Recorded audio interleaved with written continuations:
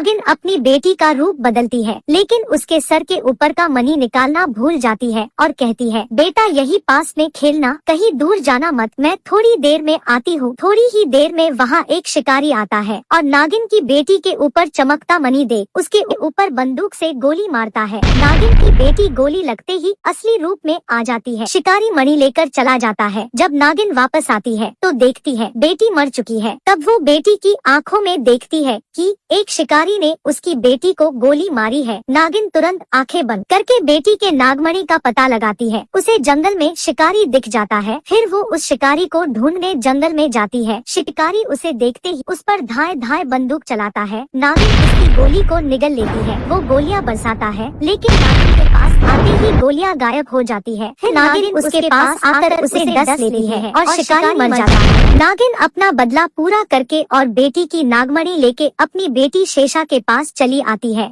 और नागमणि को शेषा के सर में लगाती है, जिससे शेषा जीवित हो जाती है। फिर दोनों ही नागलोक की ओर निकल पड़ते हैं। रास्ते में वो दोनों एक पेड़ के पास रुक जाते हैं। शेषा को बहुत प्यास लगी होती है, इसलिए वो माँ को पानी लाने के लिए कहती है। नागिन पानी लाने चली जाती है, लेकिन शेषा पेड़ के पास ही रुक जाती है। उन दोनों को ही पता नहीं था कि उस पेड़ के अंदर चुड़ैल है। जो भी पेड़ के पास आता वो उसे उठाकर अंदर ले जाती और उसे पकाकर खाती थी। उस चुड़ैल ने पेड़ के पास खड़ी शेषा को भी अंदर ले लिया। नागिन जब वापस आती है तो उसे शेषा कहीं नहीं मिलती।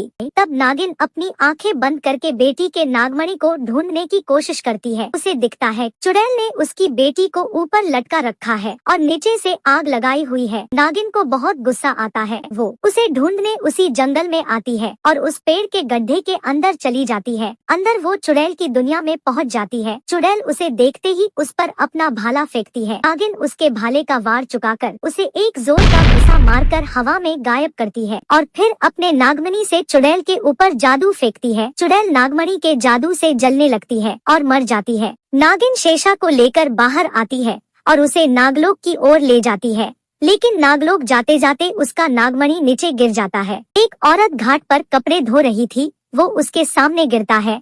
औरत उसे उठा लेती है, लेकिन उस मणि को एक तांत्रिक देख लेता है और भागते भागते आकर उस औरत के हाथ से मणि को छीन कर भाग जाता है। अपनी बेटी को कुछ ना हो इसलिए नागिन पहले उसे नागलोक में छोड़ती है और फिर नागिन नागलोक से धरती पर आती है। धरती पर आते ही नागिन उस औरत को पूछती है, मेरा नागमणि कहाँ है?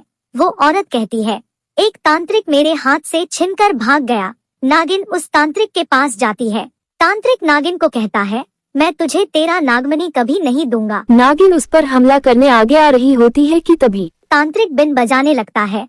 नागिन भी उसके बिन बजाने से उसके वश में हो जाती है, लेकिन तभी वो औरत आकर उसके बिन को लेकर भाग जाती है। तुरंत नागिन तांत्रिक के पास आकर उसे डस लेती है। तांत्रिक वहीं पर मर जाता है और वो नागिन उस औरत को ढेर सारा सोना देकर नागलोक में चली जाती है।